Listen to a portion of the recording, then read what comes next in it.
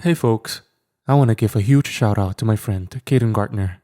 This story that I'm doing tonight and the 9th Roman Legion series have both been turned into books. If you love the Kaden verse like I do, make sure to go get yourself a copy and support Kaden. Links will be in the description.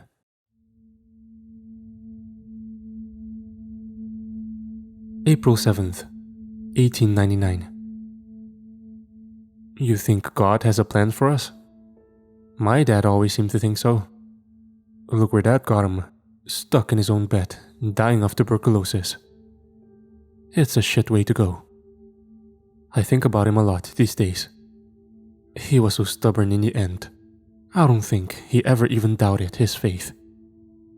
I, however, couldn't help myself. It was hard seeing him like that. The man had been there for me for so many years. Seeing him on the brink of death was just painful. I can remember the last time I saw him. He was pale and had blood on his lips. Yet, he still managed a smile when he saw me come in the room. "God's got a plan for you, Kenny," he said to me. "God's got big plans for you." He died 2 days later, but those words stuck with me for some reason in the weeks following. We were chasing down a pair of killers, and I missed the funeral. Their names were Hector and Raul Pedro, or as the law preferred, the Pedro brothers. We had been tracking the Pedro brothers for 6 weeks when we came to a stop in a small town on the southern border of New Mexico. We weren't there long enough for me to even remember its name. It wasn't much but a saloon, a hotel, and dirt all in the same stretch of wooden buildings.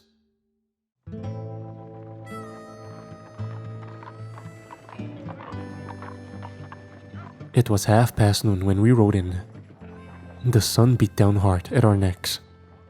I took my dark leather hat off and brushed the thick layers of sweat from my forehead. "Atkins, I swear to God if we don't catch these boys soon," I complained as I put my hat back on. Atkins popped his jawline and turned to face me. Our heads were bobbing with each of our horses' steps. "Relax, boy. We'll get him soon enough." Atkins is a large, brawny man. The first impression I got when he found me was that he was going to be this no-nonsense, straight-to-the-chase, scary man. He had served in the Civil War as a colonel on the northern side. That was where he'd gotten the giant pink scar across the right side of his face. He wore a dirty black duster coat over a bandolier of bronze-colored bullets for the repeating rifle that was slung across his back. Truthfully though, Atkins is one of the smartest and most patient men that I've ever met when it came to dealing with criminals. I guess it helped that most men shit their pants when he approaches them with any malice. If I was completely honest, I probably would as well. The man stands about 6'7". I watched as he stroked his green-black goatee and spurred onward. Our first stop was the saloon. The saloon we'd entered wasn't very big. It wasn't very nice either. The tables looked old and cracked. The chairs were wobbly. It was also nowhere close to busy. There were maybe 4 men inside, and all of them cast suspicious eyes on us the moment we walked in. The establishment was quiet. We both casually walked to the bar. I was trying desperately to ignore the hairs raising on the back of my neck. I wanted to turn my eyes behind us. "Calm down, kid," Atkins said as he leaned against the bar and looked at me with a smile. I'm a 22-year-old from Texas, and this was only my 4th assignment as a U.S. Marshal. I'd been recruited after I'd been involved in a gunfight in Oklahoma, one in which I killed 3 of the most wanted men in the state when they tried to steal my horse.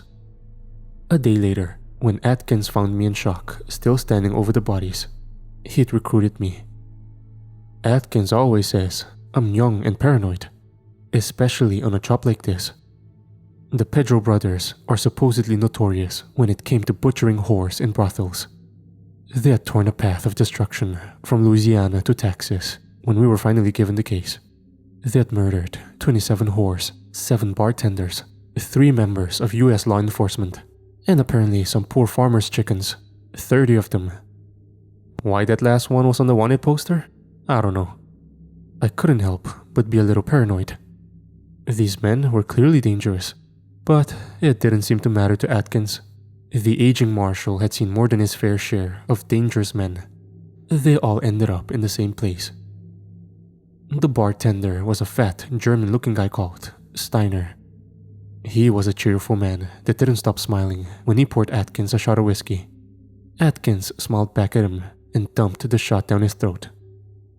"You wouldn't have happened to see two Hispanic gentlemen around here maybe around 2 days ago? Said they were just passing through. One of them got a crooked eyeball." Steiner thought for a second before shaking his head. Atkins grumbled before turning around. His eyes scanned the room. None of the men who had watched us walk inside were Hispanic. Atkins reached into one of the pockets of his duster coat and pulled a crumpled piece of paper. He flattened it out on the bar and showed it to everyone. "This is the wanted poster for the brothers Hector and Raul Pedro. As you can see, they're worth $5,000 dead and $3,000 alive. Anyone here seen either of them? Take a good look. I'm only gonna ask once." The men in the bar all stared at us. None of them were very pleased by our presence. None more so than the man sitting to my right. He slowly stood from his seat and put his cigar out on the wooden table.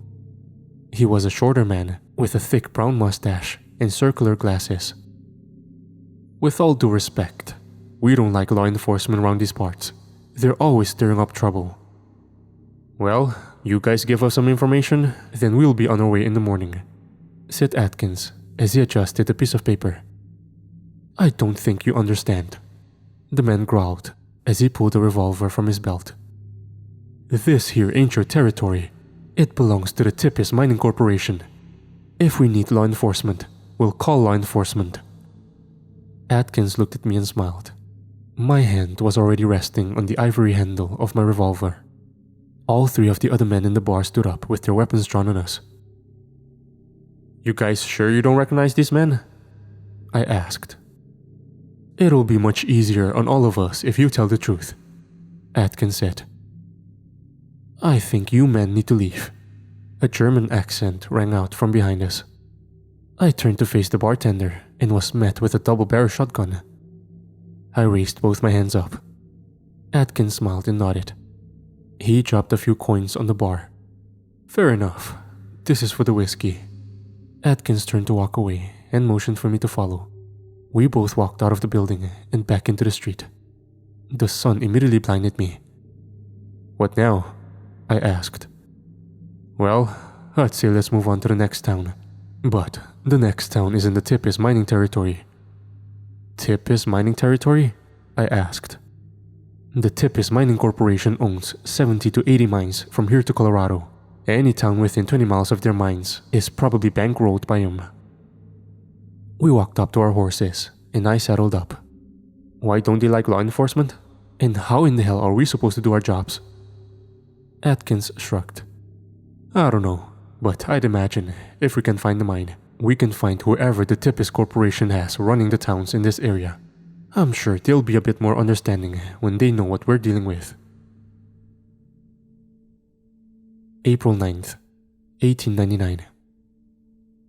We found the mine as the sun began cresting the plains behind us.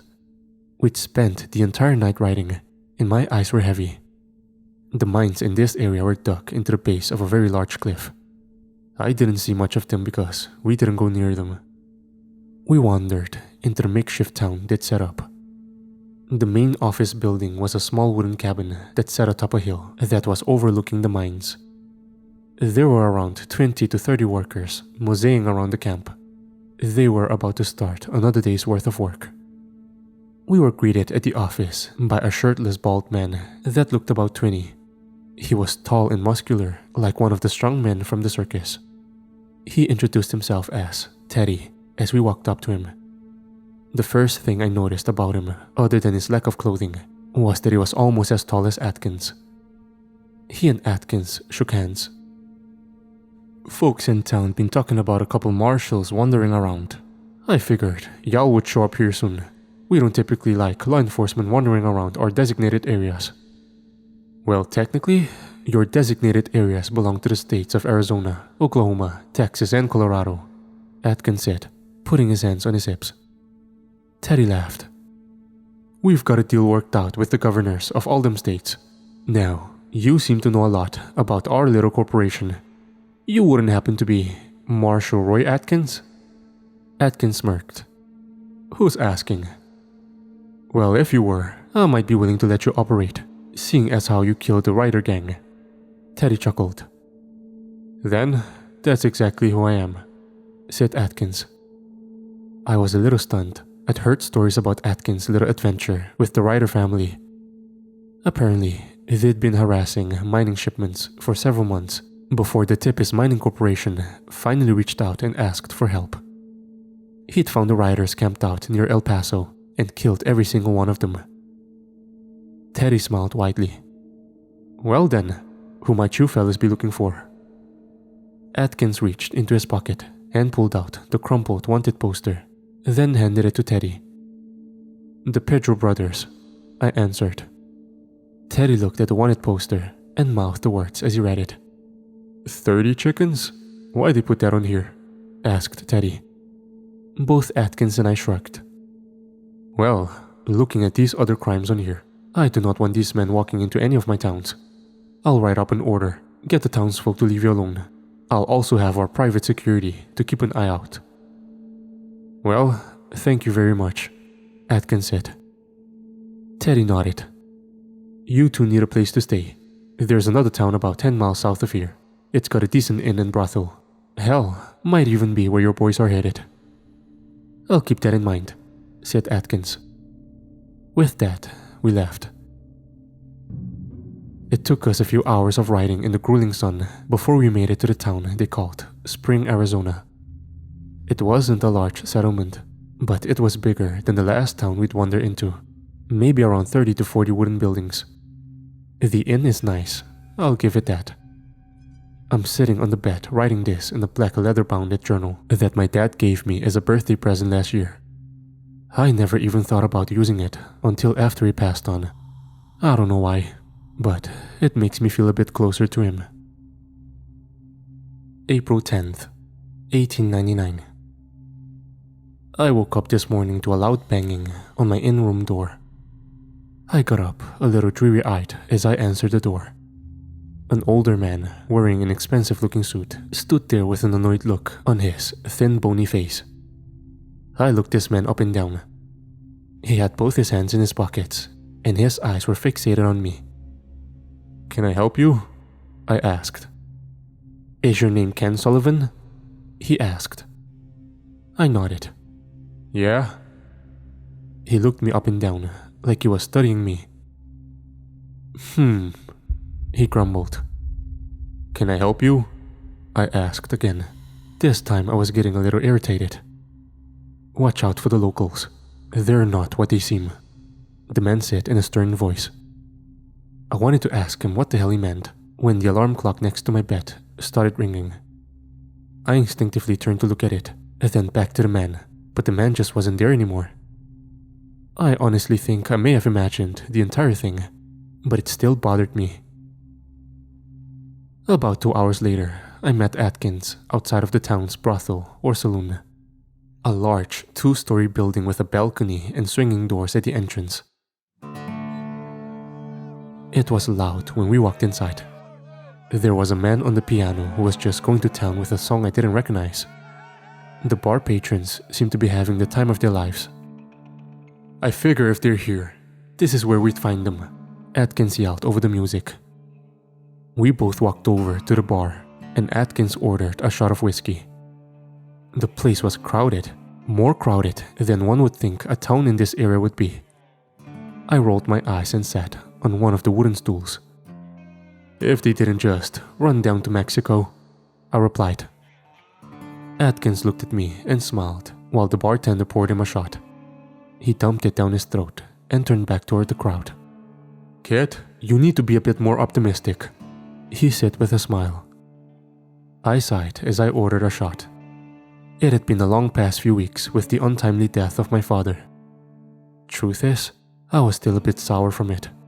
Who wouldn't be? We both sat calmly in silence for a second or two while the music played. I spun around in my chair when I heard the door open. Then, the music suddenly came to an abrupt halt. Teddy walked into the room, his footsteps thundering under him. "Where the fuck is Hiroshi?" the man yelled. Atkins and I looked at each other. Atkins's eyebrow was raised. We watched as everyone in the brothel all looked at each other awkwardly. I examined the people in the room. There must have been 30 to 40. They were all from various places. Some were Mexicans, some were white, some were Asian, but all were working for the mining company. "No one seems to know? Okay. Well, if Hiroshi isn't found within the next 20 minutes, I'm cutting everyone's pay in half." Just like that, all the men inside the bar scrambled to their feet and sloppily shuffled out the swinging doorway. Once the place was empty, Teddy turned to us and smiled. "Sorry you folk had to see that." "What was that about?" I asked. Teddy put his hands on his hips and sighed. "Well, it's a long story. Hiroshi is, or was in charge of overseeing transportation of some of the mine's silver. But the last few days, he's not shown up to work, and some of our silver's gone missing." "You think he stole it?" asked Atkins. "That's what I intend to find out. Big boss don't like losing money," Teddy said. I looked around the bar. I could see the stairway along the wall that led to the rooms where the sporting women earned their money. A woman stood at the top of the stairway. Her eyes were fixated on me. She seemed to have a sort of hunger in her eyes. One that a coyote would give a rabbit. I didn't like prostitutes. I never liked prostitutes. This woman wasn't any different. She was beautiful, yes, with long black hair that came down past her shoulders and emerald green eyes. She wore a pink silk dress that almost looked more like a nightgown than anything. She glided down the staircase with ease and walked straight up to Teddy. "I thought law enforcement wasn't allowed in Tippis territory," she asked. Her voice had a foreign accent to it that I want to say sounded English, but I've never met anyone from England before, so I'm not sure. Teddy looked slightly surprised to see her. "Madame Moria, I wasn't expecting you," Teddy said. Moria looked at him and then back at me. "Why are they here?" she asked. "They're looking for two brothers that like to murder prostitutes and chickens," said Teddy. Moria grinned as she looked me up and down. "You don't say." Teddy only nodded in response. "Well, I'm sure they have your permission to wander around. Your word is as good as my father's after all," she said as she fixed her gaze on Atkins. I didn't think it would be a problem. After all, this is Marshall Roy." "Marshall Roy Atkins. I know. We've met." It was then that I noticed Atkins' face. The man was paralyzed. I wasn't sure if he was scared or if the blood was rushing to the wrong head. His face was pink, and he looked like he hadn't taken a breath. "What's wrong, Marshall?" I thought you'd been shot in the chest," he asked. Moria shrugged. "I survived," she said with a smile. "Now, who's this young man with the pretty blue eyes?" she asked as she turned to me. That's Marshall Sullivan." I've never seen Atkins get flustered in my life. I've seen him angry, sad, happy, and drunk, but I've never seen him at a loss of words. His eyes were still on Moria, even as she turned back to me. "Mr. Sullivan, what can you tell me about the, what are their names again?" she asked.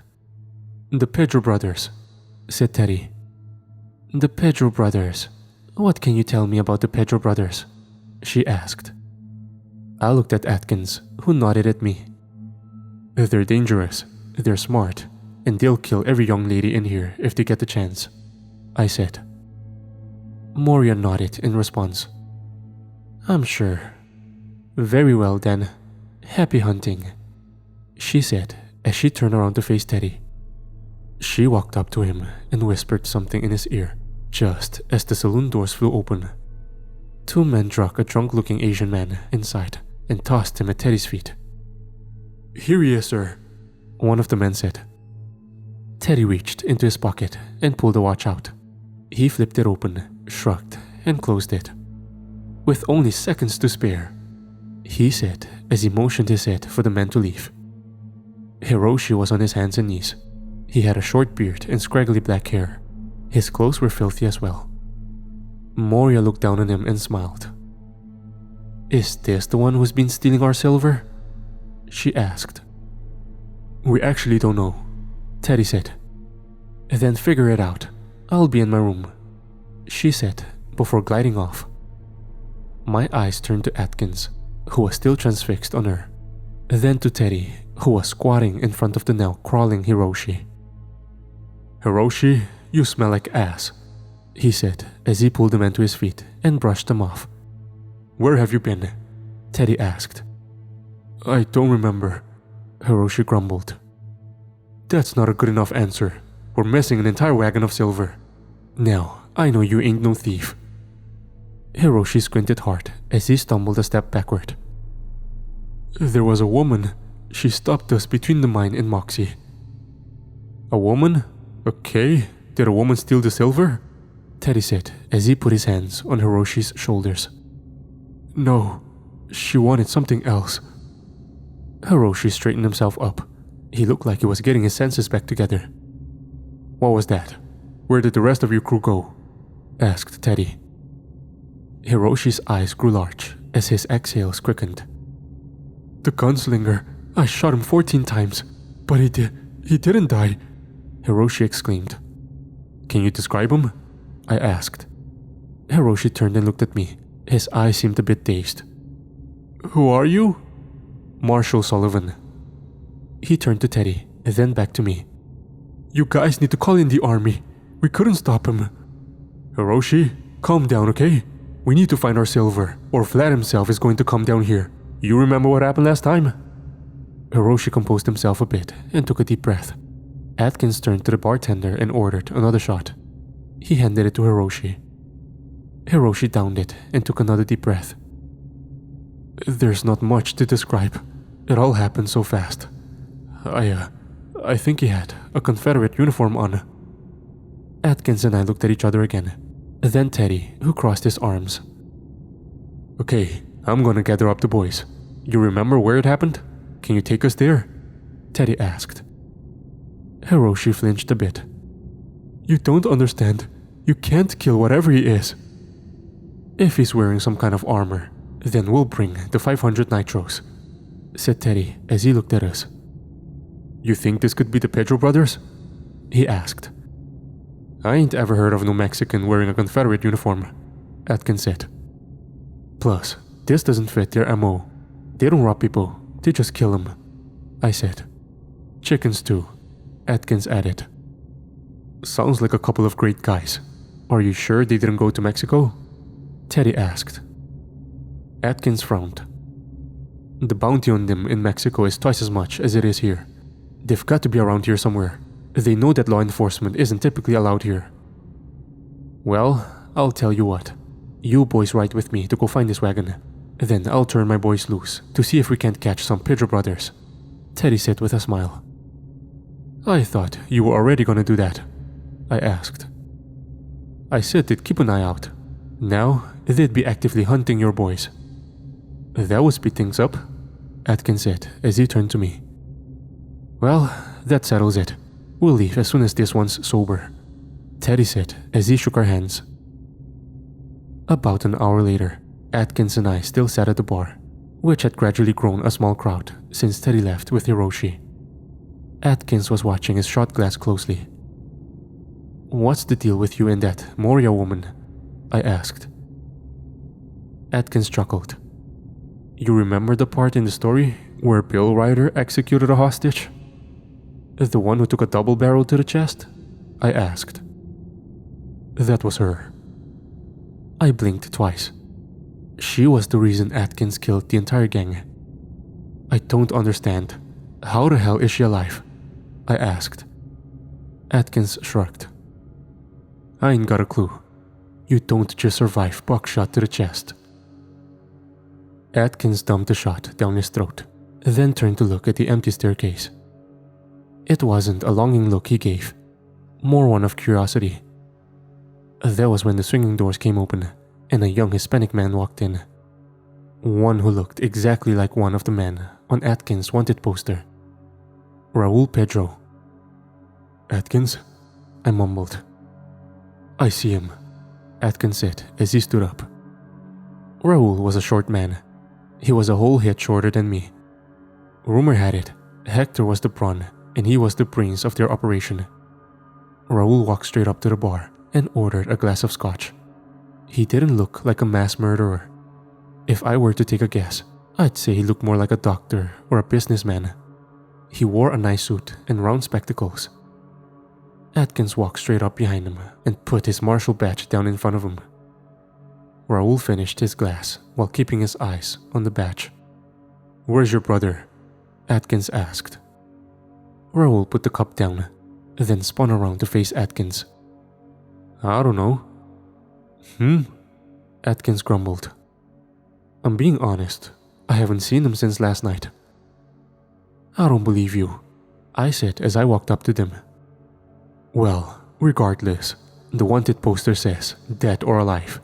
How you go is your choice," said Atkins. "Are you seriously going to kill me in front of all these good people?" "Last I saw Hector, he was going upstairs with one of the whores." "Which one?" asked Atkins. Raul shrugged. "Hector does what he wants." Atkins squinted at him, then looked at me. "Go find Moria. Tell her there's a big man up there that likes to butcher women." My eyes caught Raul smiling at me. That fucking sick psychopath. I turned and walked toward the stairwell when the crack of a gunshot rang out from upstairs. It was followed by a loud scream. I took off in a sprint up the stairway. It led me into a long hallway with crimson carpet. Doorway to bedrooms lined the left side, while windows covered in scarlet silk curtains lined the other. My eyes reached the end of the hallway, where a big Hispanic man panicked as he stumbled through the doorway. His pants were halfway down and his shirt was missing. His pistol was aimed back inside the room, where he fired another shot. I drew one of my guns and aimed them at him. "Hector!" I shouted. The man didn't hear me. I moved in closer without lowering my gun. Hector staggered up to his feet. That was when I noticed the blood coming from his neck. Someone had put up an unexpected fight. "Hector Pedro!" I shouted again. He turned to me with terror in his eyes. That was when the door opened between us, and Moria stepped out. "What is going on?" she growled. Hector didn't hesitate. He grabbed her from behind and aimed his pistol at the top of her head. "Drop your gun," he shouted. Moria didn't really have a reaction other than annoyance. She rolled her eyes before looking straight at me. "Drop your gun," Hector repeated. "Okay," I said calmly as I slowly put my gun on the ground with one hand, while my other hand reached for the ivory handle of my second gun. I could hear Hector breathing heavily. "You don't want to do this," I said calmly. "Shut the fuck up," Hector sneered. "Okay," I said as my gun hit the ground. The moment it touched, I pulled my other pistol, aimed and fired. Hector's head snapped backward, and he crumpled to the ground. Moria turned and looked at the body, then back to me. "I think you're a little faster than your partner," she commented. "My daddy was a Texas Ranger," I responded as I walked up to her. I squatted next to the body as the footsteps clunked up the stairs and into the hallway behind me. Moria walked into the open door that Hector had emerged from. "Anna, are you okay?" I heard the voice asked. "I'm fine. He just got the drop on me." A foreign voice that wasn't Moria responded. "What happened?" Atkins asked. "I'm not entirely sure." The blood stain on Hector's neck looked to me like a bite wound, one that meant the woman had fought back. Clearly, he hadn't been expecting it. I wondered if the woman had attacked first. I sighed.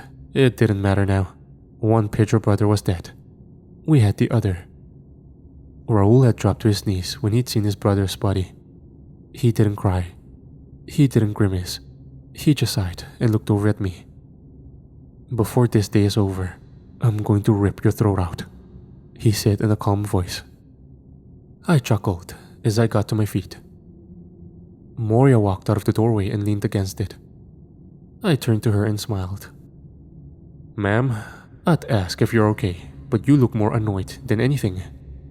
Moria gave me a sarcastic smile.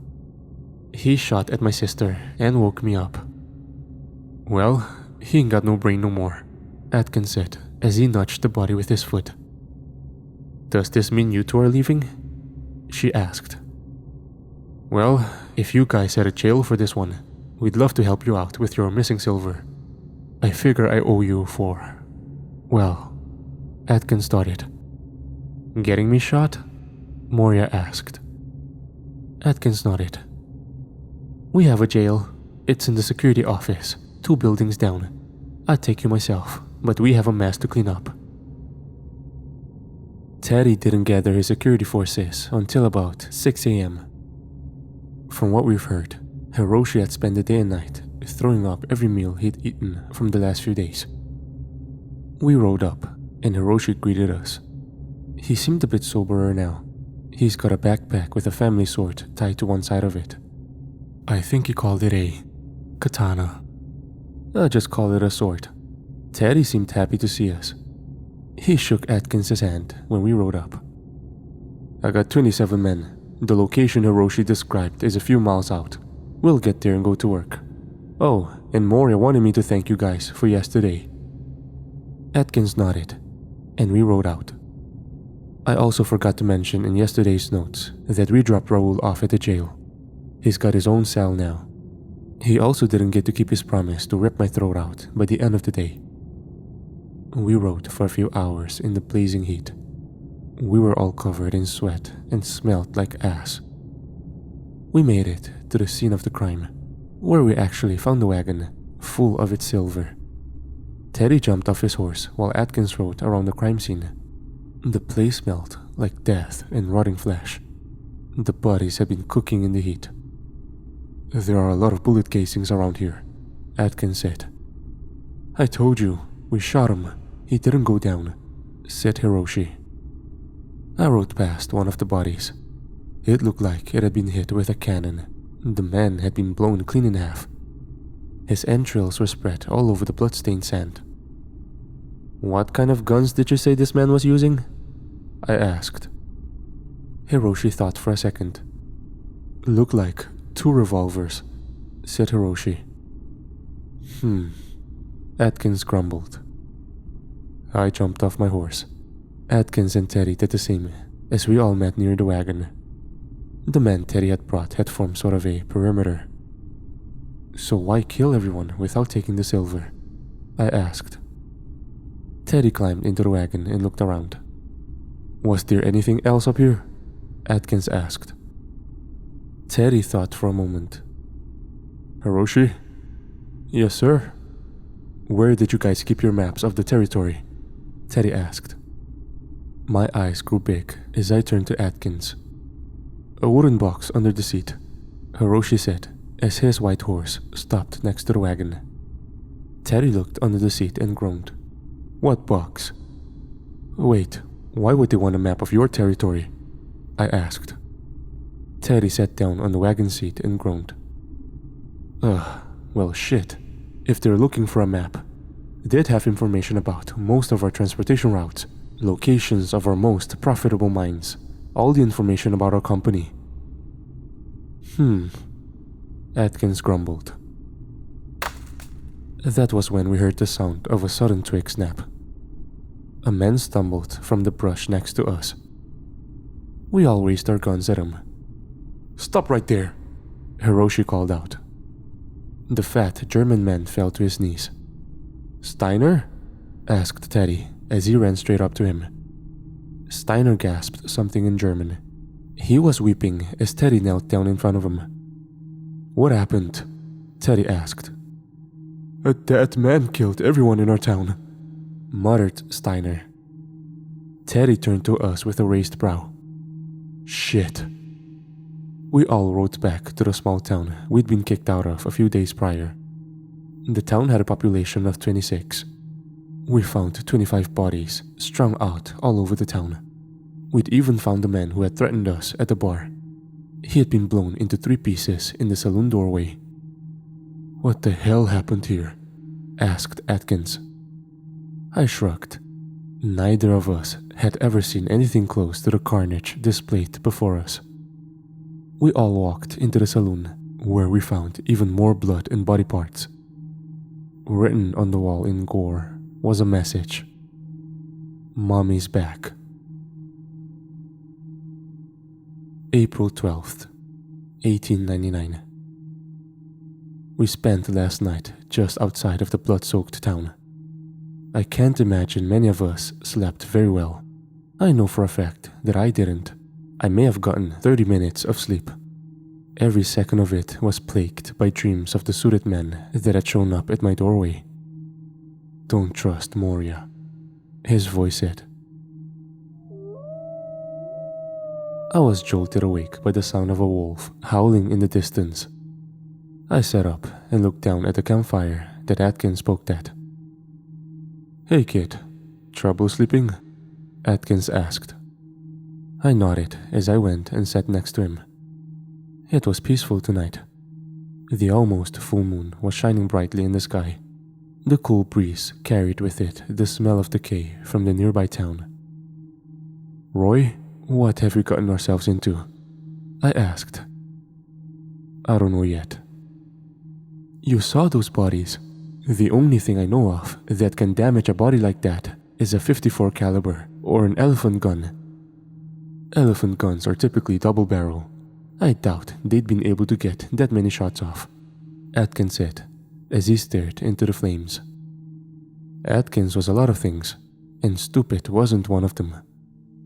We sat quietly at the fire for a little bit. My eyes found one of Teddy's men set up at the perimeter. He had a rifle shouldered as he stared out into the darkness. "What do you think the message meant?" "Mommy's back," Atkins asked. I sighed. Someone's got a bone to pick with the Tippis family. "Who though?" Atkins asked. "Every other mining company this side of the Mississippi," Teddy chimed in as he left the bushes. "You couldn't sleep either?" asked Atkins. Teddy scoffed. "Sleeping is easier when there ain't ghosts with guns wandering around." "Ghosts with guns?" I asked. Teddy tilted his head to one side. "You heard Steiner. He said the gunman was a dead man." I took a second to think about it. People did have a tendency to mix up the truth in difficult situations. But so far, we'd only seen the aftermath of whatever was rampaging through the Arizona brush. I sent a messenger to tell Moria what we found. I only hope she don't get her daddy down here. Teddy said. "Big man Tippis himself." Atkins chuckled. "What's he like?" I asked. Teddy shrugged. "He's ruthless. You guys ever wonder why we don't like law enforcement?" My eyes widened. Was this man about to out his boss for some nefarious crimes? "It's 'cause of him. Not very many people have ever met him and lived. Besides his daughters at least. I used to sit around and debate with the last boss about whether the man existed or not. I learned the hard way that those conversations weren't worth having." "What happened?" I asked. "I got promoted. My boss disappeared." "Why not contact the authorities?" asked Atkins. "This is Tippis country. This whole area is his empire. Plus, the pay ain't bad. I've almost got enough to take back home to my wife and daughter. Maybe we'll get him out of the city." Atkins and I just nodded. Neither of us had any kids. I don't want any, and Atkins had only one true love in his entire life, which was how he kept finding himself in situations like this. Another howl sounded off in the distance. "I didn't know there were wolves out here," I said. Teddy got to his feet, one hand gripped tight around his double-barreled elephant gun. "Mexican gray wolves. They're a damn nuisance," Teddy mumbled. "Sit down, man," They sound miles away, said Atkins. Teddy looked down at us, took a deep breath, and sat down. You ever heard the story of that bounty hunter with those pet wolves? He asked. I can't say I have, Atkins responded. Major legend around these parts. Some say his mama was a Comanche, and his father was a Confederate captain who deserted for her. When the soldiers found out and found him and her, they hung the couple from a tree, and left the child to be eaten by wolves. Fuck, I grumbled. But the wolves didn't eat the kid. They raised him. He came up a savage until a doctor found him, taught him to be civilized. But rumor says he still runs around with the pack, hunting the Confederates that killed his parents. They call him Wyatt Walker, the man who walks with wolves. That what you're getting all scared of? Asked Atkins. Nah, I'm allergic to dogs. Teddy laughed. You more of a cat person? I asked. Teddy scoffed. No. I shrugged. We spent the rest of the night talking about nothing around the campfire. When morning finally came, we all got up and took the wagon back to Spring. We got there around noon. Moria was waiting for us with a giant white sun hat on her head. I looked over at Atkins and rolled my eyes. She actually looked worried. Atkins stepped off of his horse and walked up to her and Teddy. I got your message, Moria said with a hint of dread in her voice. Teddy only exhaled. Can Hiroshi describe the woman this gunslinger was with? Teddy motioned for Hiroshi, who dismounted and headed over to them. Yes, ma'am? Hiroshi asked. Tell her about the woman. Hiroshi blinked a few times, like he needed to think. She was, about my height. Dark hair, weird makeup, especially around her eyes. Moria sighed. Did it look like she had black paint in a line across her eyes? Hiroshi's eyes grew large. Yes. Moria swallowed hard. You know who this is? Asked Atkins. Her name is Lilith. She's an old associate of my father's that I'm sure that he would love to reconnect with. Well, she's responsible for the murders of around 35 people. She needs to be brought in, said Atkins. Moria laughed.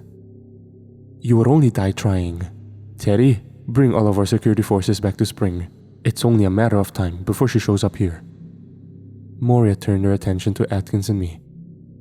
I would recommend that you two stay in town for a few days. There's no telling what kind of things are lurking around the roads at night. That was when we met Jack, a tall, slender man with a black trench coat and a specially made vest, loaded with fancy ivory-handled knives.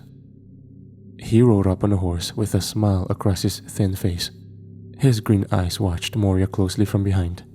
He stepped off the horse and walked up behind her. Hello, darling, he sneered to Moria. Husband? Moria greeted.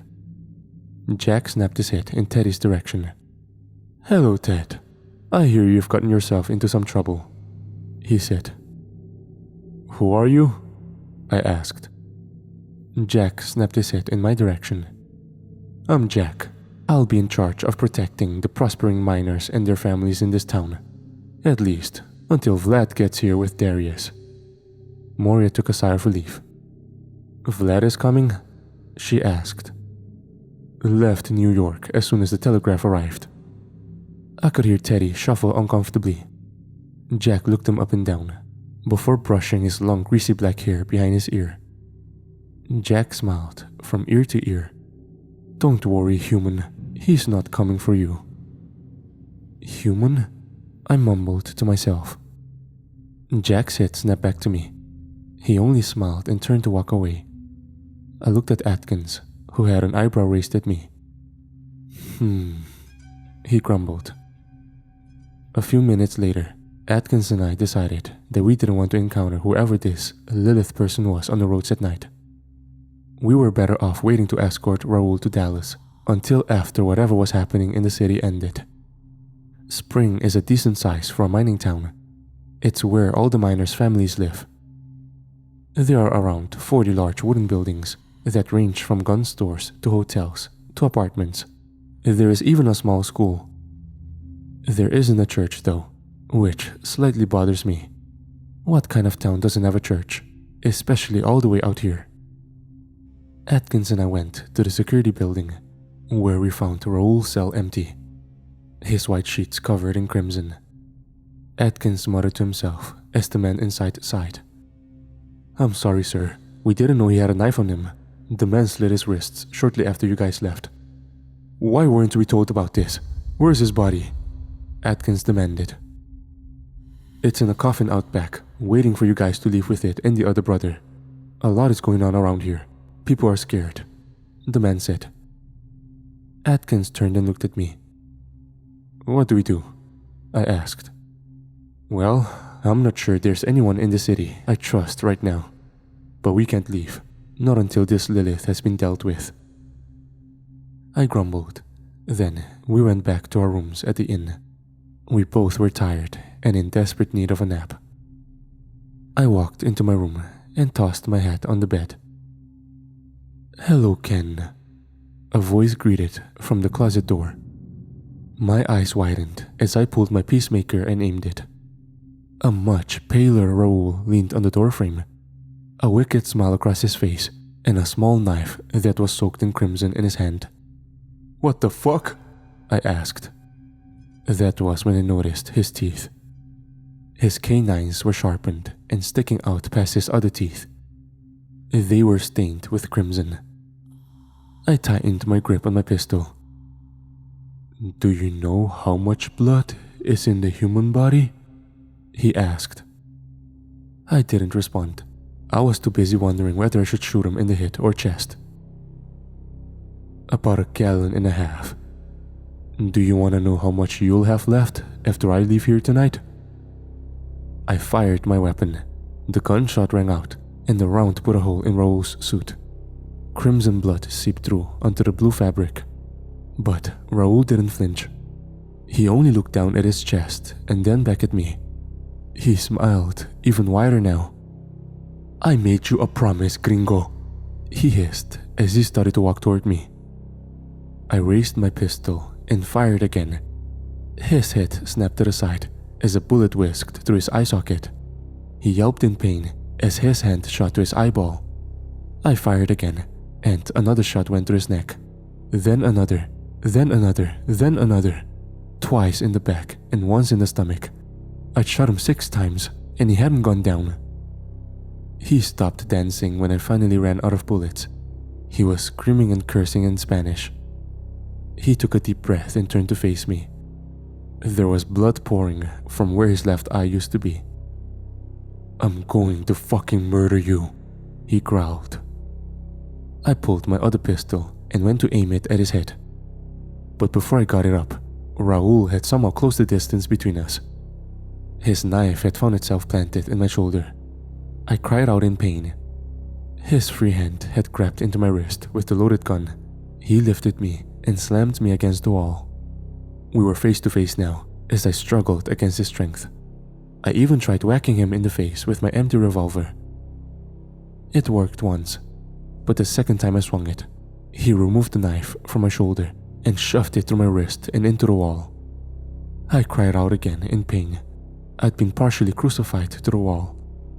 "I told you," he growled as he took hold of my neck and began to squeeze. My vision very quickly went blurry. That was when the door suddenly flew open. The last thing I saw before I blacked out was the figure of a woman flying through the doorway. April 14th, 1899. I only just woke up this morning and wrote that last entry. I found myself under the care of Spring's local physician, Dr. Ian Gurney. He's an older man with a limp who walks with a cane.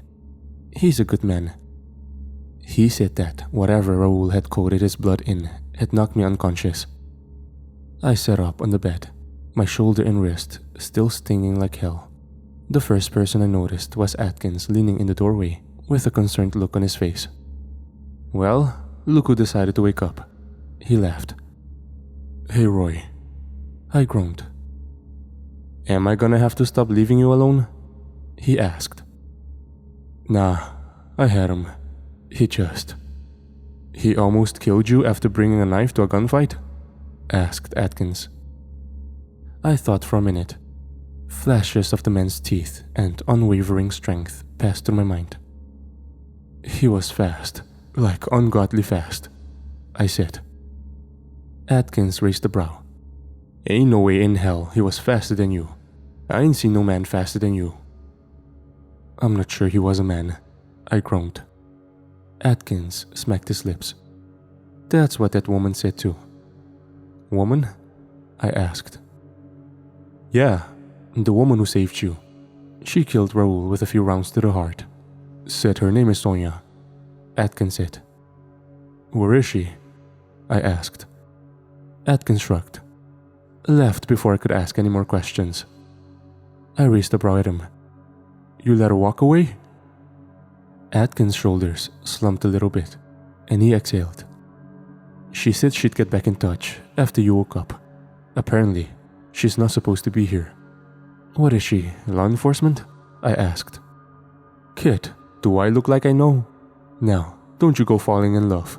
We got work to do. I lifted my wrist. Not sure how much good I'll be with one hand. Roy shrugged. You are always faster with your right. I got up and got my clothes on, and the dog put my arm in a sling before we headed outside. We didn't make it 2 steps out the door when Teddy was already in front of us. You doing alright, boy? He asked. I'll live. I would like to know how Raoul fooled your guard into thinking he was dead, I said. I'm trying to figure that out myself. My man said he had no pulse. The images of Raoul's sharpened teeth flashed in my head. Where is his brother's body? I asked. In a coffin behind the jail. Why? We arrived 30 seconds later at an empty coffin. What the Sam hell is going on in this town? Atkins groaned. I double-checked my pistol to make sure it was still loaded. Teddy babbled for a few seconds before taking his hat off. We need to go see Moria, Teddy grunted. Flashes of the man in the suit went through my head. Don't trust Moria, his voice said. How is this possible? Ken blew his fucking brains out, Atkins asked. Teddy shrugged. I squatted down next to the empty coffin. I scanned the sand for a split second, until I found what I was looking for. Footprints that would have belonged to a big man that led out into the surrounding desert. I pulled my pistol and cocked it. Hey Ted, I asked. What? You still got that elephant gun? I asked with a smirk. Yeah, it's on my horse. Why? You may want to bring it. Then we began following the trail left by our late friend's corpse. We followed it for a few miles and into an area with more brush than sand, where we followed his tracks out toward the side of a small cliff, which Teddy recognized as a place with a small but expansive cave system. I really hoped the tracks didn't lead in there. It was a stupid thought, but I ended up getting my wish when we found Hector half naked at the mouth of a cave, his brain still hanging from the back of his head. He locked eyes with us as we emerged from the brush. We all came to a sudden stop. His face was smeared with fresh blood. He had a dead coyote in his hands that he pulled in closer as we approached. I raised my pistol at him. Hector! I called out. That was when the man hissed at me, then charged. I unloaded my revolver, and every round hit him in the chest. Atkins fired multiple shots from his rifle. Then came the thundering noise of Teddy's elephant gun, or what I thought was Teddy's elephant gun. The thing that was Hector's head exploded, and the body fell limp a few feet away from us. Atkins and I both turned to Teddy and found the man still fumbling to load his weapon. Both our eyes got big. My gun misfired, he mumbled as he shoved a long bullet into his weapon. Then who fired that shot? I asked. How the hell was that man walking around with no brain? asked Atkins. Because he wasn't a man. A familiar female voice called out. We all turned to see a dark-headed woman standing there with an elephant gun of her own in her hands. You really don't know how to stay out of trouble, do you? She asked as she looked me up and down. No, he does not, Atkins said. I take it you're Sonia?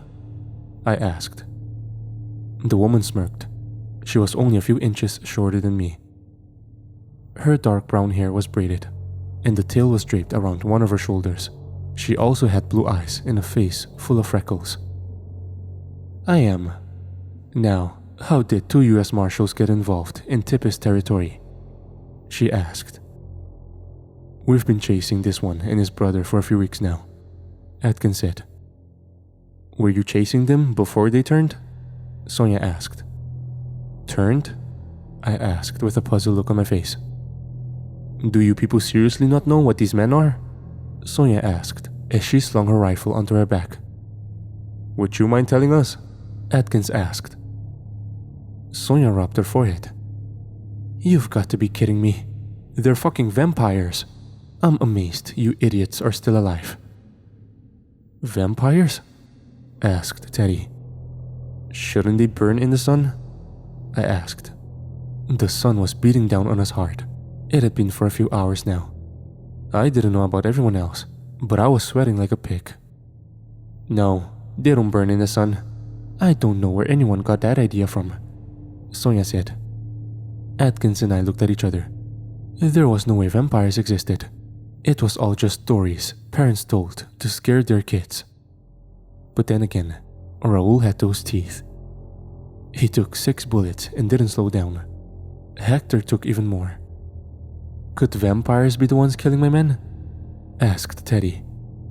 That question sent shivers down my spine. No, your boss wouldn't kill their own workers, Sonia said calmly.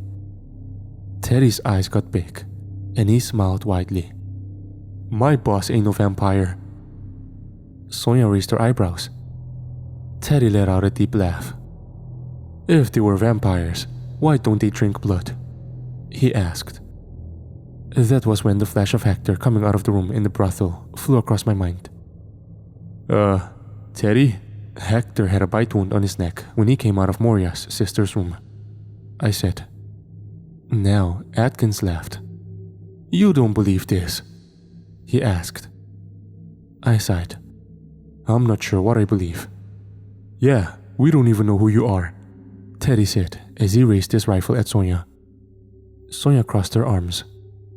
My name is Sonia Helsing. I work for someone who has an interest in protecting people from the things that go bump in the night. Wait, like Abraham van Helsing? From Dracula? I asked. Sonia glared at me. The man who wrote that book heard bits and pieces of the story from my drunk father in a bar. It has no bearing on what happened. It got quiet. All eyes were on Sonia, as was Teddy's gun. The last time we talked, you said you weren't supposed to be here. Why? Asked Atkins. The Tippis family has my brother. I was explicitly told not to track him down. I did anyways. You boys should consider yourself lucky that I did so, or else you'd all be dead. Your brother? I asked. Jackson Helsing. He just goes by Jack. Teddy's eyes just about bulged. Your brother is that crazy-eyed lunatic that took my job? Sonia glared at him. He's one of her familiars. She turned him, and he can't control himself. Teddy raised his weapon from his hip to his shoulder. It was still pointed right at Sonia's chest. I don't know about you boys, but I'm having a hard time buying all of this. Hiroshi said that the woman who stopped him in the road had dark hair. She's also got an elephant gun, which would have blown my men to pieces. Atkins grumbled. Sonia raised a brow at us. Whatever's happening to your men has nothing to do with me, Sonia said calmly. Oh yeah? Then what could it be? Teddy asked aggressively. I don't. A loud gunshot rang out. Teddy's head was suddenly turned into red mist. My eyes shot to where the shot came from. At the top of the small cliff stood a man with 2 pistols aimed down at us. I raised my pistol to fire back, but it only clicked. Sonia dove down into the cave system. I took cover behind some brush while Atkins ran for cover behind a nearby rock. My left arm was still in a sling. I put my pistol back into its holster and pulled my second one. I watched as the figure of the man stepped off the cliff and landed in the small clearing right next to Hector's body. I had a clear view of this man, or whatever the hell it was. It wore a battered Confederate uniform. Its eyes seemed to glow a faint red color. The skin on its face seemed to be partially rotten off. I could see bits of skull around the left eye and around its mouth. It turned and started walking into the cave system.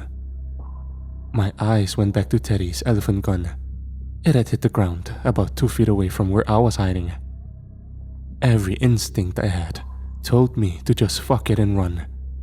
But I couldn't let Sonia die after she had saved my life twice. I looked over at Atkins. I'm not sure how he knew what I was thinking. He mouthed the word no to me, but I didn't listen. I grabbed Teddy's elephant gun and aimed it at the gunslinger. The pain in my shoulder made me grit my teeth, but I had the thing in my sights. I squeezed the trigger. The gun went off and my ears rang like bells. I hit the gunslinger in the back. The bullet passed through his chest cavity, but left more than a large hole in his uniform. The gunslinger stopped and turned around to face me with his pistol raised. "Fuck me," was all I could get out before Atkins tackled me to the ground. "You dumbass! You're gonna get us killed!" he shouted as we both stumbled through the brush. The gunslinger's pursuit was relentless. We narrowly dodged the bullets he sent our way as we hightailed it back toward town. Somewhere between us almost dying and us finding our way back behind the jailhouse, we managed to lose him. Or maybe he let us get away. I'm not sure. But we were greeted by Jack when we arrived. "Hello, boys," he said with his hands in his pockets. "We saw the gunslinger. It got Teddy," Atkins groaned. Jack raised his eyebrows as he looked past us into the brush. "Teddy's gone?" he asked. "Got his head vaporized," I shouted. Jack chuckled like a psycho. "That must have been quite the spectacle. But surely the 2 of you could take down a single gunslinger." "We shot it with an elephant gun, and it just kept coming," Atkins barked. Jack slumped his shoulders. "It's probably a revenant. You have to take out its brain." "What?" I asked with a confused look on my face. "Oh, come on. I know Sonia probably told you about how we're all vampires. Do you expect me to believe that she didn't say anything about revenants?" Atkins and I looked at each other, then back at Jack. The man still wore the same smile. Jackson just admitted to being a vampire, and now I had no reason not to believe him. "So what, are you gonna kill us now?" I asked. Jack shrugged. "Moria would like you gentlemen alive. She seems to think you could prove useful, especially with your handling of the Pedro brothers." "Useful for what?" asked Atkins. Jack shrugged again. "Lunch maybe, I don't know. All I know is, if you don't come with me to the whorehouse, I get to turn one of you into a pincushion." Both Atkins and I remembered how difficult it had been to take down Hector with the weapon he had on us, and Hector didn't even have a brain. Jack escorted us to Moria's room. When we got there, Moria was waiting for us in the center of the windowless room. It was illuminated by crude black lamps in each corner of the room. There was a small bed in one corner and a wooden desk in the other. "Hello, boys," Moria greeted between puffs of a cigarette. Jack left us in the room with Moria. "Miss Moria?" Atkins greeted. "It's Madam," Moria corrected. "Don't care," Atkins grumbled. Moria rolled her eyes. I hear you boys had an encounter with Jack's sister. Wait, Jack is her brother? I asked. That explains a lot, Atkins said. You two done playing dumb? I know she already told you that information. I raised a brow. Moria smirked at me. When someone of royal blood turns another into a familiar, they can see through their eyes. It's one of our many abilities. Terry hadn't been human since you guys met him at the mines. Just a well-mannered and well-performed puppet. So it's true, what Sonia said? I asked with a tilted head. Moria shrugged. There's no point in hiding it. What about the people in this town? Do they know? Asked Atkins. Not all.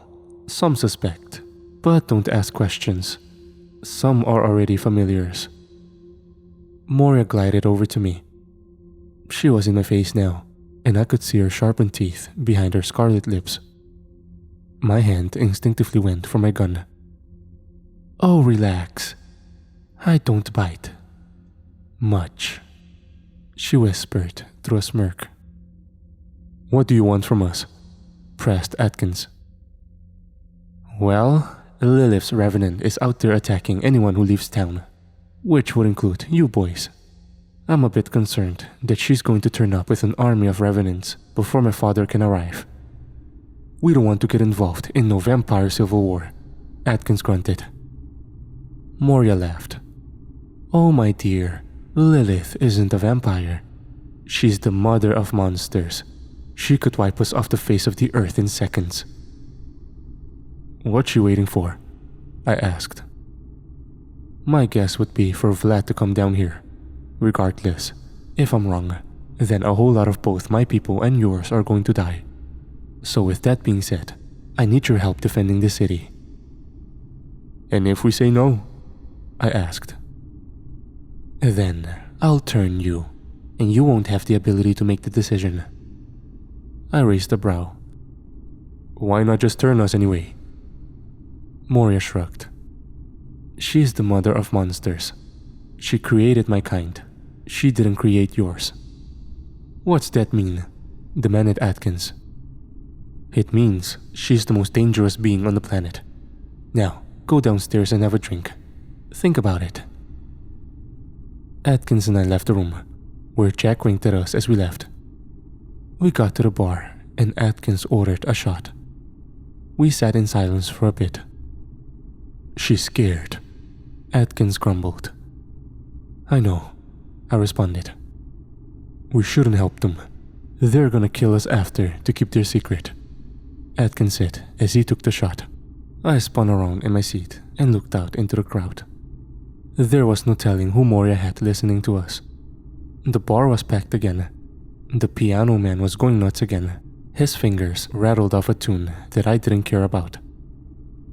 My eyes did catch sight of a woman sitting at a table by herself. Her gray eyes met mine.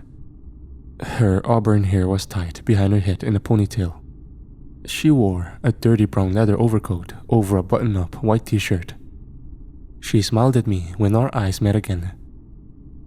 I scoffed as I turned back to Atkins. She was probably one of Moria's.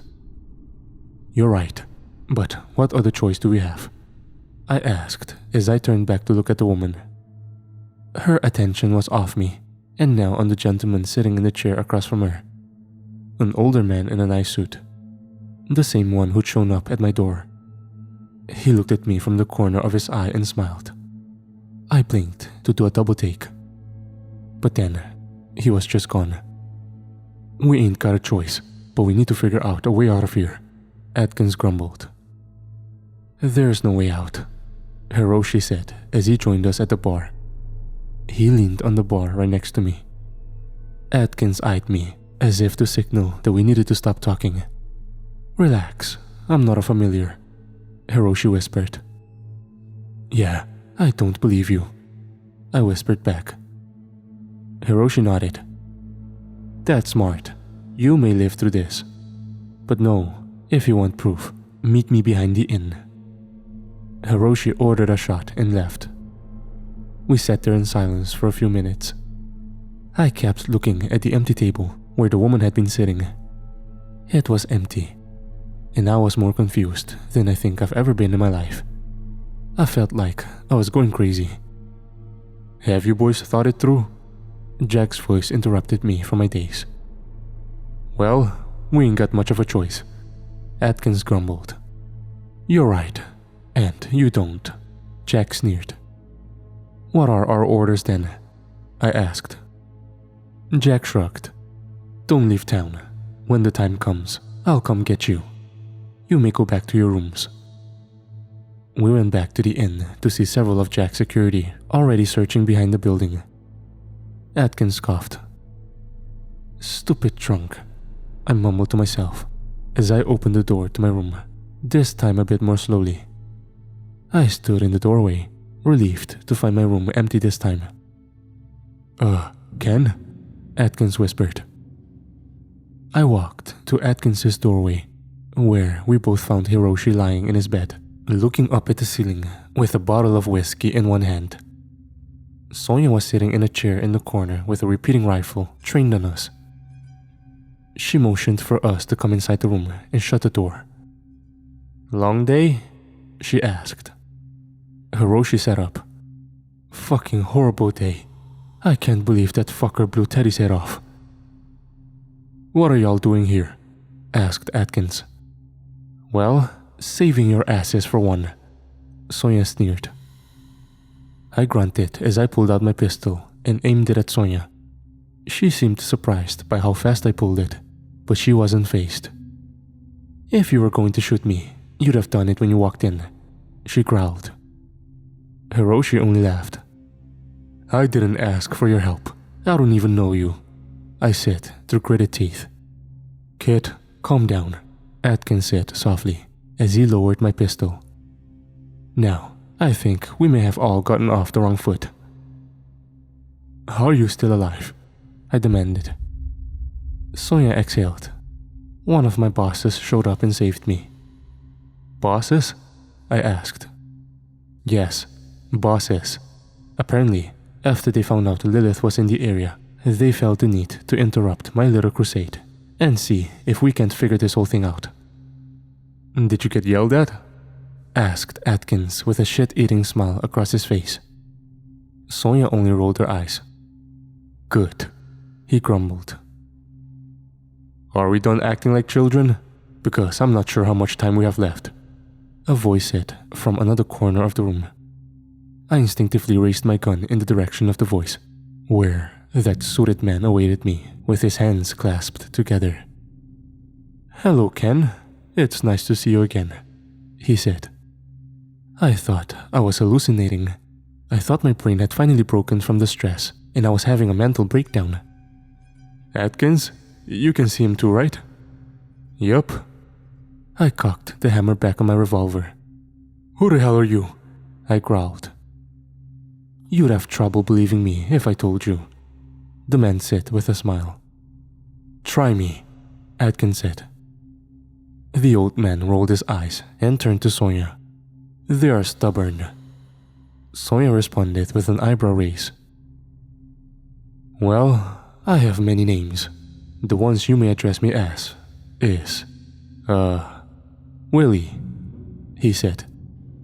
"That sounds made up," said Atkins. "As I said before, you'd have trouble believing me," Willie said with a grin. Suddenly, a woman appeared in the room out of nowhere. The same one from the bar. "We're running out of time. Jack is coming to check on our friends." Willie's eyes grew large, and he snapped his fingers. Everyone in the room, aside from Atkins and I, vanished into thin air. "What the hell?" I asked. There was a sudden knock on the door. Atkins answered it, and found Jack standing there with a massive smile on his face. A blonde-headed woman in a blue silk dress stood behind him. "Hello, lads," he greeted us. "What do you want?" asked Atkins. Jack stepped to the side, and the blonde woman stepped forward. "I'm Anna, Moria's sister, and I just wanted to say thank you for taking care of Hector. I know it doesn't mean much, considering he turned out to be a vampire, but he did try to murder me, and may have succeeded had she not come running up the stairs. "Did you not know he was a vampire?" I asked. Anna shrugged. "There are lots of vampires around the country. We don't control everyone who gets turned. Some go off on their own and kill 30 chickens?" I asked. Anna giggled. She seemed so timid compared to her sister. Then, I remembered the bite taken out of Hector's neck, and my trust evaporated.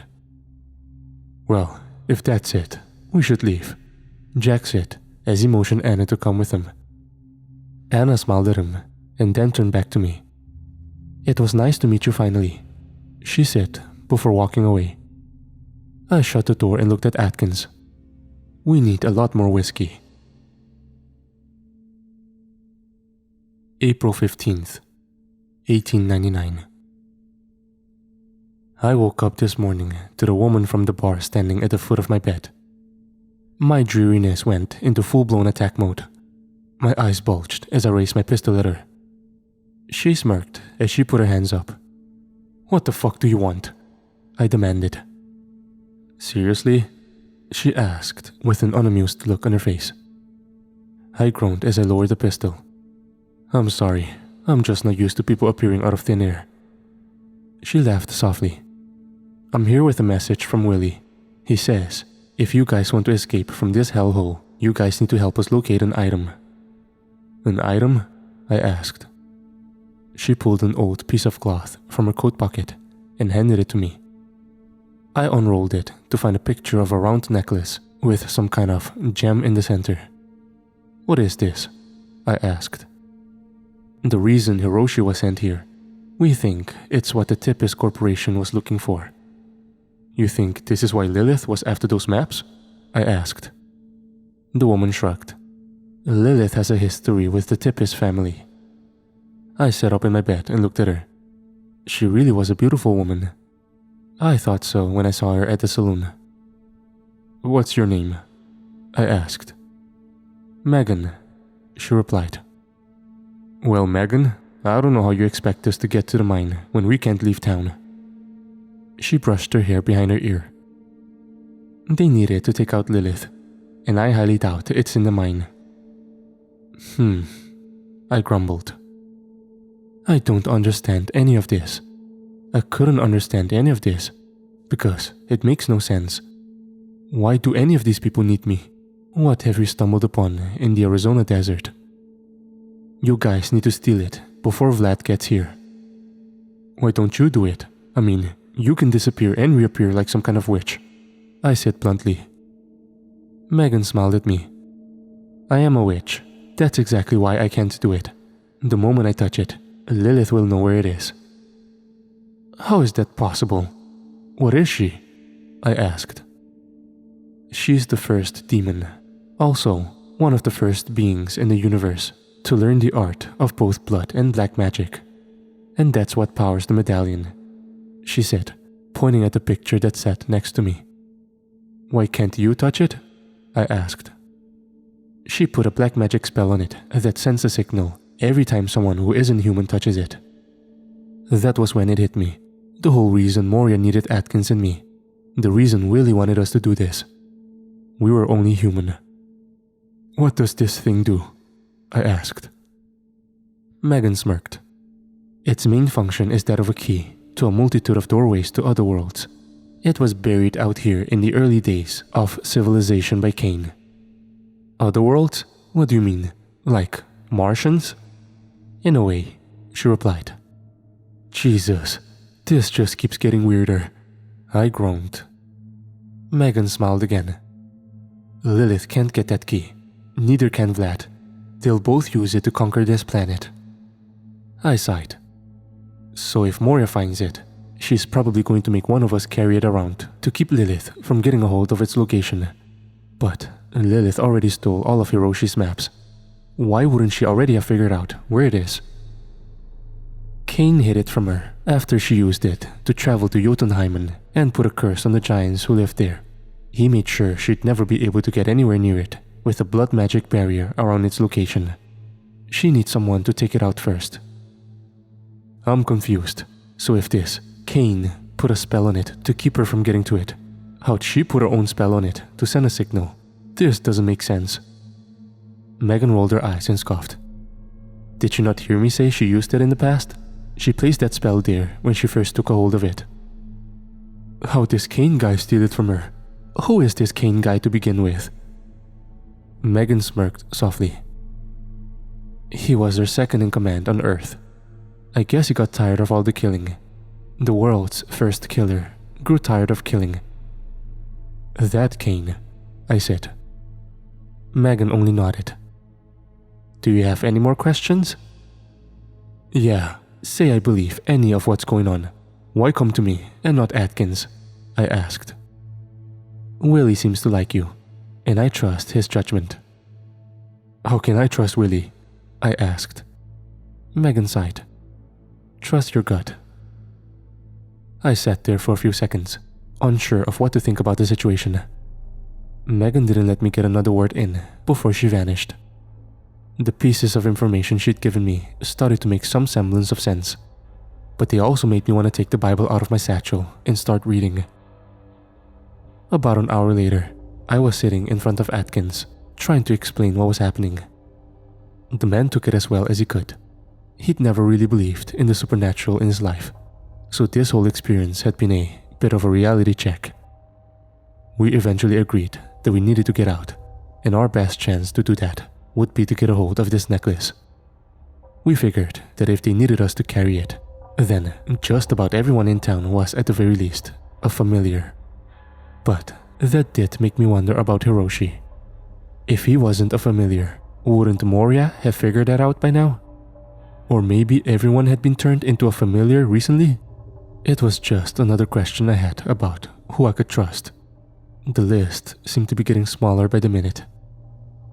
Our conversation was interrupted by a knock on the door. It was Jack, telling us that we were on guard duty outside of the saloon.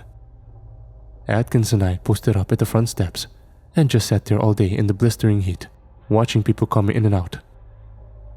It wasn't until about 6 in the evening that Moria called me into her quarters. I'm not sure what I was expecting, but her mid-coitus with Jack wasn't it. I just about walked in and walked straight back out when she stopped me. My father will be here within 12 hours. Before he gets here, I need you and your friend to go, and... She stopped talking for a second and looked down at Jack. I didn't tell you to stop. Then looked back at me. Go down to the mine and retrieve an item, then bring it to me. Anna and several of our men will escort you. My heart tensed a little from hearing this. Remember, no one can touch the item besides you. Got it? I exhaled. What is this item? I asked. It's a piece of jewelry. It belongs to my father. Now, run along. I'm kind of in the middle of something. I shuddered as I walked out, where Anna met me in the hallway with a smile on her face. I guess I'll be joining you, I greeted. Anna looked past me into Moria's room and rolled her eyes. I'm sorry you had to see that, she said. I chuckled.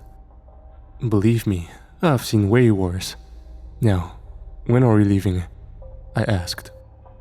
I must admit that my mind was at the point where I just wanted to get this over with and get out of here. Anna smiled politely. As soon as you two are ready. I've got our security escort all ready. 12 of our black guards. Black guards? I asked. They're like a royal bodyguard. Father sent them to announce his arrival. Now we're borrowing them. Would they stand a chance against something like the Revenant? I asked. Anna shrugged. They might. They haven't fought Revenants in over 400 years. Anna and I eventually exited the saloon, where I found Atkins, staring at these horsemen that just rode up. They wore all black clothing, including black bandanas that covered their faces. They all had newer model repeating rifles, as well as medieval-looking swords. Well, we're going to get a necklace, I said as I nudged Atkins. Atkins turned to me with a confused brow raised, then looked over my shoulder at the approaching Anna. What necklace? He asked, trying to play it as dumb as possible. Who are these guys? He asked, after he got no response. They are called the Black Guard. Course they are. We rode straight to the mine with the black guardsman. I'd half expected Anna to ride in a wagon behind us, but she proved to be surprisingly skilled on horseback. We got to the mine after the full moon had risen high in the sky. We could hear wolves howling in the distance. My mind reminisced of the story that Teddy had told. Then I found myself wondering if that had even really been Teddy that we'd been talking to. We reached the mouth of the mineshaft that the necklace was said to be in. The black guardsman created a defensive perimeter in front of it, just in case of an attack while we were inside. Anna handed Atkins and me torches. We lit them, and we were on our way into the darkness. The place looked as if it was originally a cave system at first, but then was turned into a mine later on. The mine was wide enough that both Atkins and I could walk next to each other, but not by much. As we walked, we had two of the black guardsmen babysitting us. Guess we weren't trusted. "How much silver do you think they mined from in here?" asked Atkins. "Enough to pay off several governors," I said in response. We made it a good distance down the tunnel when we came to an opening that revealed an altar-like area. The necklace is even more beautiful in person. It's gold with a red ruby in the center. The gold around the ruby is engraved with symbols I don't recognize. I'm not a treasure hunter. Atkins and I walked into the room. I noticed that our chaperone stopped at the doorway. It wasn't very large, maybe about the size of the saloon in spring. Atkins walked straight up to the necklace and grabbed it. But the moment he did, he froze up. "Roy?" I asked. I walked around to get a look at his face. He had tears in his eyes, and his hands trembled. "Roy?" I yelled a bit louder. He didn't acknowledge me. I reached out and snatched the medallion from his hand. He took a step back. His eyes widened as he noticed me. I saw something," he mumbled. I put the medallion in the leather satchel that I keep my journal in. Atkins stood, looking around in disbelief for a second. Tears were running down his scared face. "Ken, I saw them again. The soldier who..." He touched the scar under his eye. "I couldn't save them," he said. I sighed. I'd never heard the story about how he'd gotten his scars. I'd wanted to ask, but hadn't out of respect for the man's privacy. I knew it wasn't something he wanted to talk about. "Come on, Roy. Let's get out of here," I said calmly as I started for the door. At the doorway, I found Megan and Sonia had killed both the black guardsmen. "Hi," Megan waved as we walked out into the mine. Hi?" I was a bit confused by their arrival. "Are you guys ready to go?" Sonia asked. Atkins nodded as he wiped his face. "Was he crying?" asked Sonia. "No," Atkins grumbled. Megan snapped her fingers. The next thing I knew, we were standing next to a cliff. Willie and Hiroshi waited for us with our horses. My stomach churned from the sudden motion, and I felt like heaving up my dinner. But I didn't. "What was that?" I asked. "Teleportation," Willie said. "Where are we?" Atkins asked. "A few miles from Spring. If this is going to work, we need Vlad and Lilith in the same space," said Megan. I pulled the medallion from the satchel and went to hand it to Sonia. Sonia's eyes grew large, and she looked at Willie. "What are you doing?" Willie asked. "You said this thing needs to be in the hands of someone who doesn't practice magic. Now, if I'm correct, Hiroshi is some kind of vampire, Megan's a witch, and I have no fucking clue what you are. If you want the medallion, Sonia seems like the best person to give it to." Willie laughed. "The medallion has an adverse effect on regular humans who have a tremendous amount of guilt. It makes you see things. You didn't figure that out when Atkins touched it and froze?" I sighed as I put the medallion back in my bag. I now knew why they needed me to do this. "Why do we not just destroy it?" I asked. "We still need it to send Vlad and Lilith to Purgatory," Megan said. And Lilith won't come after it until Vlad makes it to spring, Sonia added. So we have to go back to spring? Atkins asked. Willie nodded. Once everyone makes it, you can hand the medallion to Megan, and then you're free to go. Vlad will be here in 12 hours, I said. Then, you've only got 12 hours left until you're free, said Hiroshi. We've got about 4 hours left. We've been camping on the outskirts of spring, trying to come up with a plan. I'm going to be honest, I'm not very optimistic about our chances. I'm not planning on sticking around long enough to get caught up in a war zone. July 7th, 1899. It's been a few months, but I can finally write again. The last time I wrote in this journal, I was anticipating some kind of apocalyptic battle. Now I'm sitting on the 4th floor of a hotel in Colorado Springs, trying to sort my head through the things that have happened since then. I can still feel where the bullets went into my chest. So, Vlad entered the town with a giant caravan as the sun came up. Several wagons, and probably around 100 black guardsmen. He'd even had a couple of Gatling guns mounted on some of the wagons. We watched through binoculars from a nearby ridge, probably around a mile away. Vlad rode in the front of the caravan with his son, Darius, and grandson, Van, close behind him. Vlad was way younger than I'd imagined. I thought he would have been in his 50s or 60s. The man looks no older than 40. He wears the same black garbs as his guardsmen. He's got a short black beard and slicked back hair to match. We couldn't tell much about his conversation with Anna and Moria from a distance, but I could tell that he wasn't happy. I'm pretty sure he slapped Moria. He gave an order, and his guardsmen spread out around the city. He's here, Willie said. Now what? I asked. We get Lilith's attention. Megan grimaced.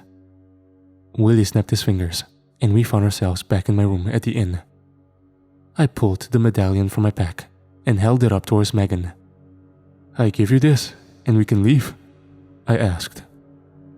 She hesitated for a second, and nodded. I handed it to her. Then, she suddenly froze. It looked like she was straining hard. For a split second, I thought she was going to burst into tears. Megan, you're stronger than that memory. Come on now, Willie said through gritted teeth. Megan took a deep breath and snapped out of it. She groaned. That spell is way stronger than we thought, she said. Megan, old friend, are you in there? A voice called out from outside. Megan's eyes grew large as she turned and looked at me. Atkins made for the window and took a look outside. Vlad's outside, with 2 Gatling guns aimed at our window. How? Willie asked. Did you really think I couldn't anticipate you? Vlad's voice boomed. You haven't changed since the 1400s. Now, you guys can come outside if you wish. If not, I'll just mow down this hotel. Megan laughed. Well, that was unexpected. What the hell are we supposed to do? Atkins asked. Megan sighed, then snapped her fingers. She vanished, then reappeared outside. I made my way to the window to watch. Atkins hadn't lied about Vlad. He really did have almost every gun in town aimed at us. My heart sank. We're gonna die, I said. Calm down, Atkins grumbled. All eyes were on Megan.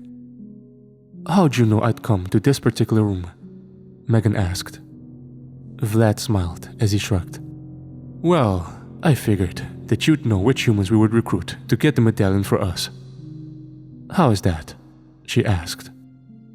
I turned the Pedro brothers, Vlad said with his hands spread out wide.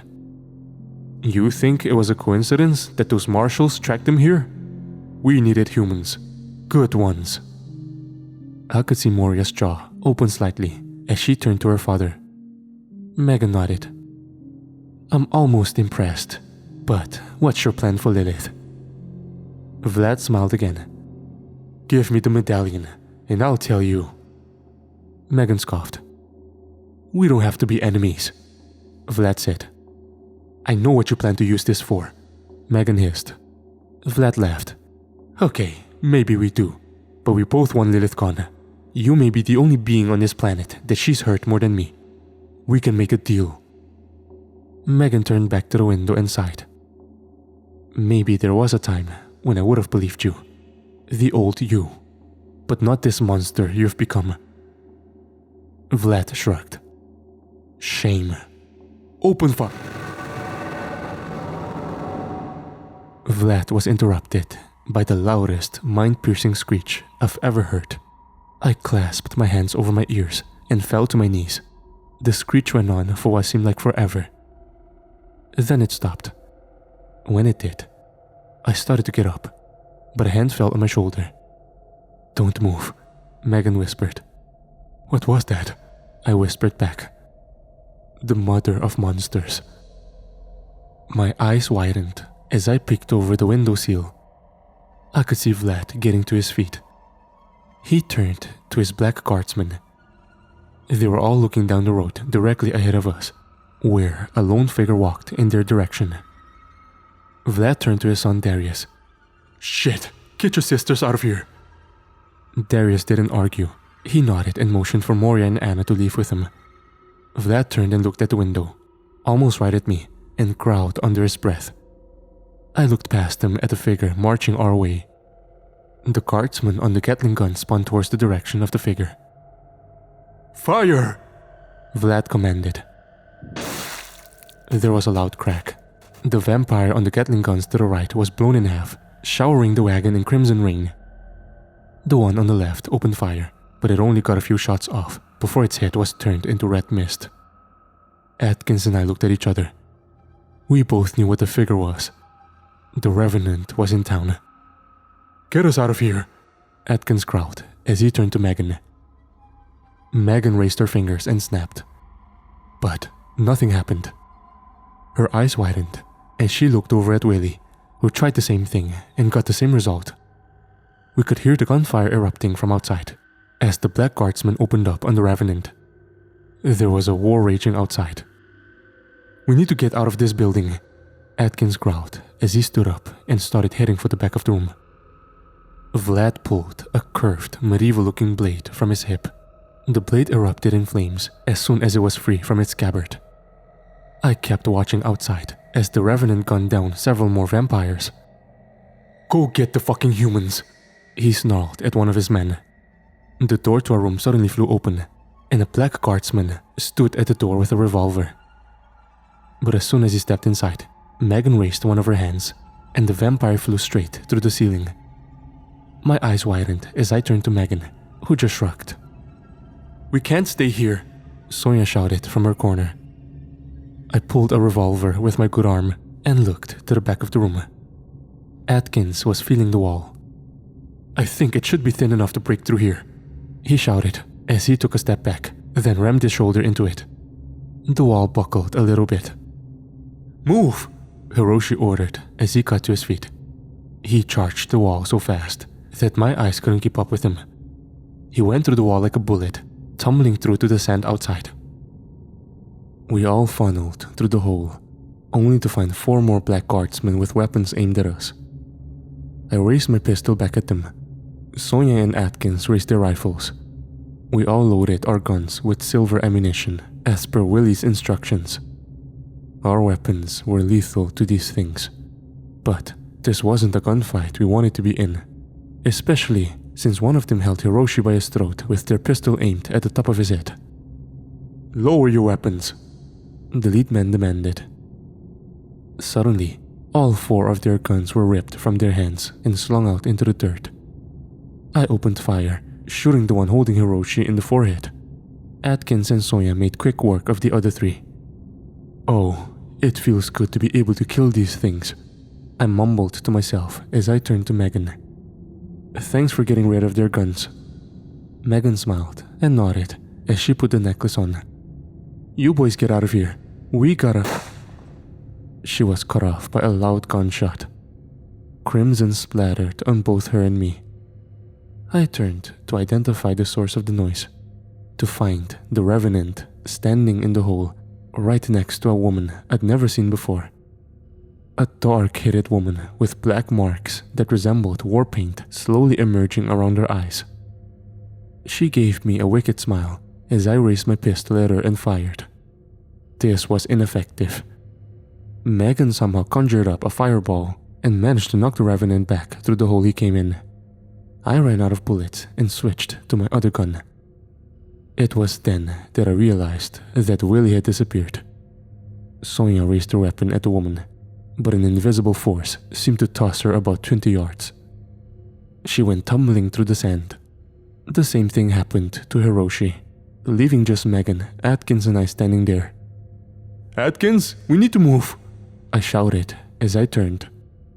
Atkins had gotten his whole arm blown off at the shoulder. My eyes widened as my friend fell to the ground, his face full of shock, while his blood soaked the sand, like he couldn't comprehend what was happening. "Lilith," I heard Megan bark. I turned back to the woman and raised my other pistol. "You have something that belongs to me," Lilith spouted back. Megan raised her hands out in front of her, and 2 fireballs conjured up out of thin air above them. Lilith only laughed. "Hellfire? Do I look like a fucking vampire to you?" An oily black tendril shot out of Lilith's back just as Megan hurled the fireballs.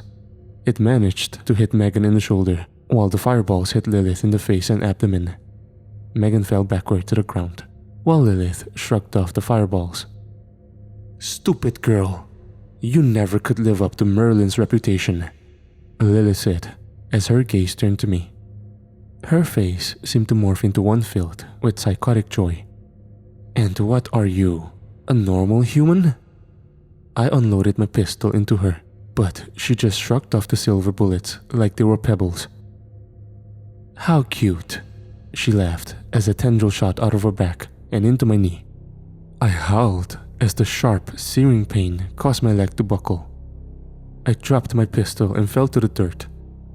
My eyes shot over to Megan, who was holding her shoulder, then Atkins, who had passed out from blood loss. Then they went back to Lilith, who calmly walked towards me. Her eyes were inky black, and her facial expression seemed hungry. I felt like a piece of meat. Poor little human, getting himself involved in things that shouldn't exist, Lilith mocked. "What do you want?" I growled.